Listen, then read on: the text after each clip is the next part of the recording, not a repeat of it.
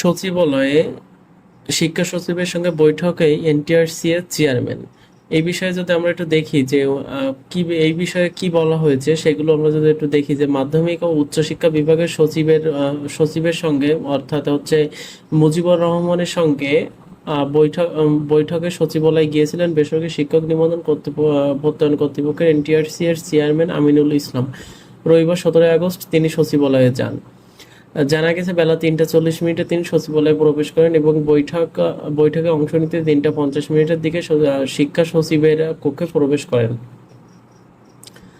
তবে বৈঠকে কি বিষয়ে আলোচনা হয়েছে তা এখনো জানা যায়নি। তবে উল্লেখ্য যে গত সপ্তাহে সুপারিশের ফলাফল প্রকাশের কথা থাকলেও সেটি প্রকাশ হয়নি। এ বিষয়ে তখন এনটিআরসি এর চেয়ারম্যান বলেছিলেন যে অনেক প্রার্থী সুপারিশের অপেক্ষায় আছে, তাদের অপেক্ষা খুব শিগগিরই শেষ হওয়ার বিষয়ে আমরা আশাবাদী।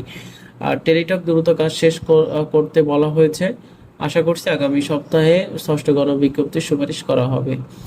এখন এই বিষয়টুকু দেখে যেটুকু বোঝা যাচ্ছে যে ওনারা যে কথাগুলো বলেছিলেন যে শিক্ষা সচিবের সঙ্গে যে বৈঠক হয়েছিল এবং সেখানে যে কথাগুলো হয়েছিল তার পরিপ্রেক্ষিতে আমরা যেটুকু বুঝতে পারছি যে আম, এই সপ্তাহে চলতি সপ্তাহে আর কি ষষ্ঠ গণবিজ্ঞপ্তির যে সুপারিশ, যে অর্থাৎ যে প্রাথমিক সুপারিশ যেহেতু আমাদের হচ্ছে না, সেক্ষেত্রে চূড়ান্ত যে সুপারিশ, এই চূড়ান্ত সুপারিশের রেজাল্ট এই চলতি সপ্তাহে আমরা পাবো, এইটুকু আশাবাদী।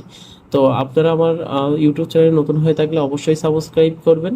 আর আপনাদের সকলের সুস্বাস্থ্য কামনা করে আজকের ভিডিও এতটুকুই। ধন্যবাদ।